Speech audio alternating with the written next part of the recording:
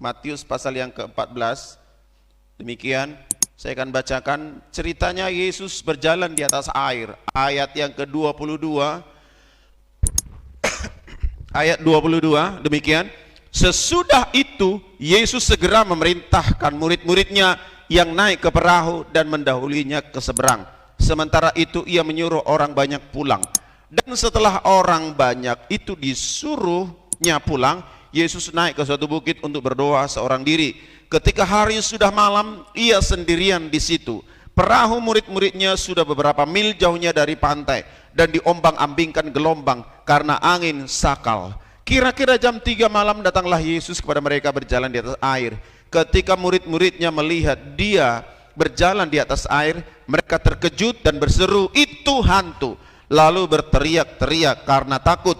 Tetapi segera Yesus berkata kepada mereka, "Tenanglah, aku ini, jangan takut." Lalu Petrus berseru dan menjawab dia, "Tuhan, apabila engkau itu, suruhlah aku datang kepadamu berjalan di atas air." Kata Yesus, "Datanglah." Maka Petrus turun dari perahu dan berjalan di atas air mendapatkan Yesus. Tetapi ketika dirasanya tiupan angin, takutlah ia dan mulai tenggelam, lalu berteriak, "Tuhan, tolong aku." Segera Yesus mengulurkan tangannya, memegang dia dan berkata, "Hai orang-orang yang kurang percaya, mengapa engkau bimbang?" Lalu mereka naik ke perahu dan angin itu pun redalah. Dan orang-orang yang ada di perahu menyembah dia, katanya, "Sesungguhnya engkau anak Allah." Katakan amin Bapak Ibu. Tapi kita baca dulu ayat yang ke-30. Ayat yang ke-30, tampilkan dulu ayat yang ke-30. Ya, sama-sama, 1, 2, 3. Tetapi ketika dirasanya tiupan angin, takutlah ia dan mulai tenggelam, lalu berteriak, "Tuhan, tolonglah aku." Amin.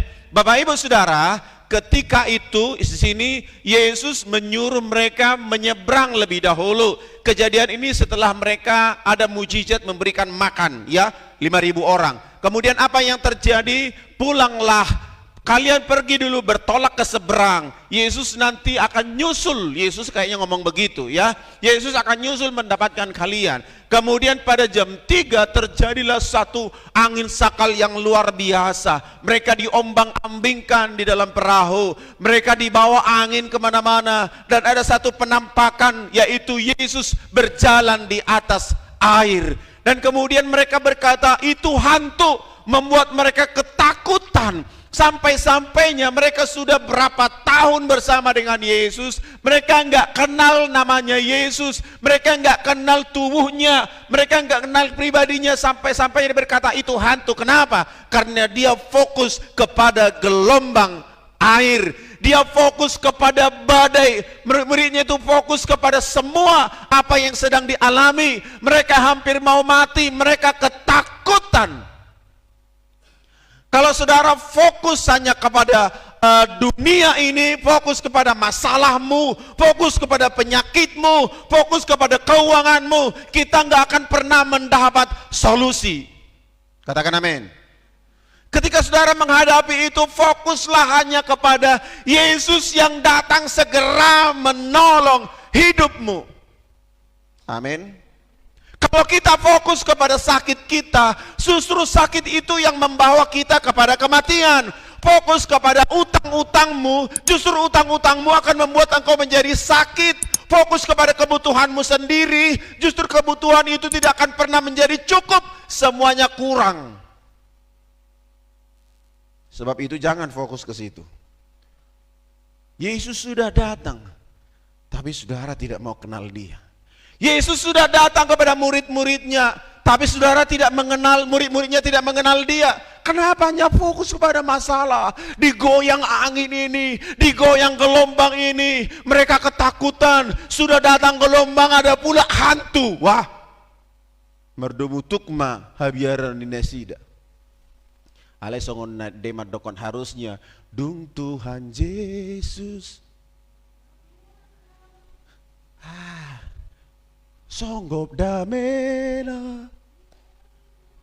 Tadado dang mantan para kabibi studio. Alay mau lemusi ipestator etorina do. Oh, luar biasa panator. Tuhan Yesus, oh, luar biasa. Alay so penaking luar biasa do. Dok jo kiri kanan mo luar biasa do naking panator mo ba mo.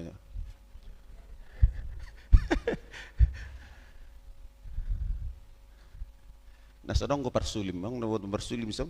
Pak Gul tumbo do marsulim. Mau parmahab biasanya bo do marsulim.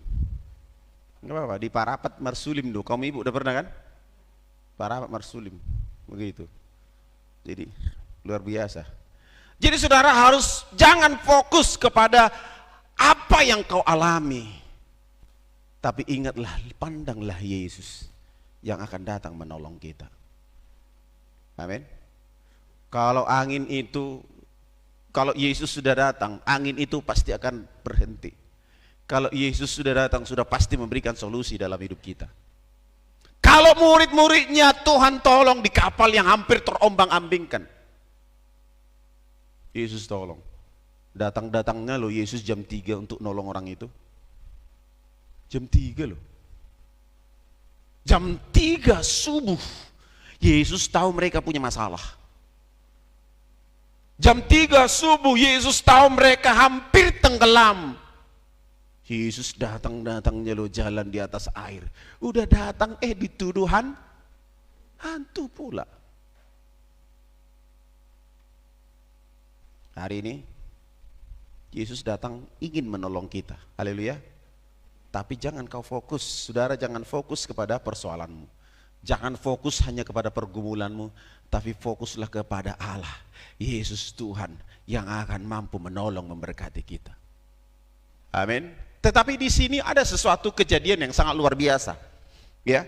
Kejadian yang luar biasa. Apa? Lalu Petrus, ayat yang ke-28, Petrus berseru dan menjawab dia, Tuhan, apabila engkau itu, suruhlah aku datang kepadamu berjalan di atas air. Kemudian kata Yesus, datanglah. Maka Petrus turun dari perahu dan berjalan di atas air mendapatkan Yesus. Ayat yang ke-30, tetapi ketika dirasanya tiupan angin itu, ketika dirasa Petrus, nggak tahu berapa langkah Petrus berjalan di atas air, nggak dicatat di Alkitab. Apakah sempat dia berjalan sanotu sopo-sopoan? Nggak tahu, tidak dicatat. Atau apakah ia berjalan hanya 2 langkah keluar dari perahu? Nggak dicatat dalam Alkitab. Tetapi saya yakin kalau Petrus ini berjalan hanya dekat perahu saja, dia nggak perlu takut. Sebab dia akan pegang itu perahu, dan dia nggak perlu takut sebab dia nelayan. Kalau hanya berjalan atau dia mungkin melompat, kelak mungkin jalannya ada yang nyangkut apa, Petrus itu terbiasa bermasuk ke dalam air untuk mengambil jalannya atau menyelesaikan masalah dalam jala. Tetapi ini saya yakin Petrus sudah agak jauh berjalan dari kapal. Kenapa? Makanya dia takut. Pertanyaannya adalah seberapa jauh? Seberapa jauh dia dari kapal itu, dan seberapa jauh dia ingin jarak dia dengan Yesus. Saya yakin jarak dia dengan Yesus enggak terlalu dekat. Saya yakin masih jauh. Saya yakin masih jauh. Kalau Yesus sudah dekat, saya yakin Petrus nggak perlu takut. Petrus nggak perlu takut. Tapi karena jaraknya nggak bisa sampai ke tangan, ya, ketika dia tenggelam, dia nggak bisa pegang tangan Yesus, dan dia juga nggak bisa pegang itu perahu. Ada jarak yang jauh sehingga dia merasa takut. Persoalannya adalah Kenapa Petrus itu menjadi takut?